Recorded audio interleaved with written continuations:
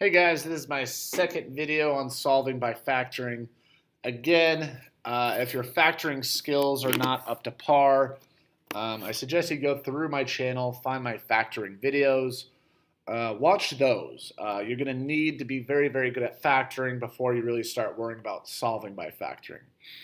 So, solving by factoring. We're going to solve this by factoring. Again, the most important detail is we got to make sure our quadratic is equal to 0, which it is in this one. So I'm going to try and factor the left side. Now, if you watch my previous video on solving by factoring, what we first tried to do is, well, we can't use shortcuts yet and say, oh, two numbers that multiply the back, add the middle, because this 3 is there. So in the previous video, what we were able to do is divide everything by 3. But if we tried to do that, and I could take 3 divided by 3, that works out. But if I try and do 7 divided by 3, it's not going to work out. We're going to get a fraction or a decimal. Either way, it's not going to be helpful to us.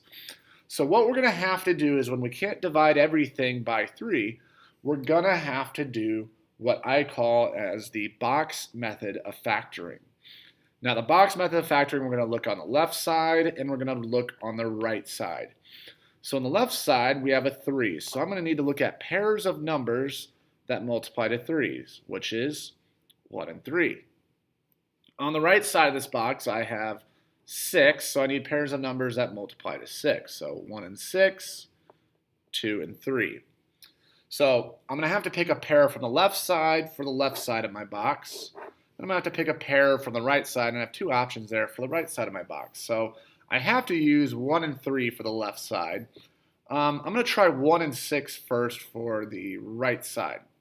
Now again, how the box works is first thing we're going to do is multiply straight across. So we're going to try straight across first. So 1 times 1 is 1. 3 times 6 is 18. So we've so far focused on the 3 and the 6, the left side and the right side of my quadratic, but I still haven't touched that middle number. That's what we're going to be using these numbers for right here. So can we use 18 and 1 to somehow make 7? No, they're just looking at it. I mean, we could try and use pluses and minuses, put them both there. We're never going to get 7. So if multiplying straight across doesn't work, then our second option is use those same numbers, but this time we're going to crisscross. So I'm going to take 1 times 6, which is 6, 3 times 1, which is 3. And so then I would try, well, 3 and 6. I can make these both negative, 1 positive. Can I get 7? Doesn't really look like it. So I've tried the pair of 1 and 3 and 1 and 6. That didn't work out. So let me try the other pair that's there. So I'm going to try 1 and 3 still. That's all I can use on the left side. On the right side of my box, I'm going to have to move to 2 and 3. So the first I'm going to try is multiplying straight across. 1 times 2 is 2. 3 times 3 is 9. Now let's think. Is there a way I could use 9 and 2 to get 7? And fortunately, there is a way. So if I had a positive 9 and a negative 2, 9 minus 2 is 7. But here's the deal. If I put a negative here, I got to change the sign of the number right next to it, which is this 2. Conveniently, they're the same number. They're not always going to be the same number. But if I put a negative sign here, I got to put one there. If I would have put one here, got to put one there. So 9, negative 2, that is going to get me 7. So my factors, believe it or not, they are here. They are in the box. So if I use the crisscross or straight across method for coming up with those numbers, my factors are going to be the opposite, which is the crisscross. So on the left side, I need a 3, and remember x's come first.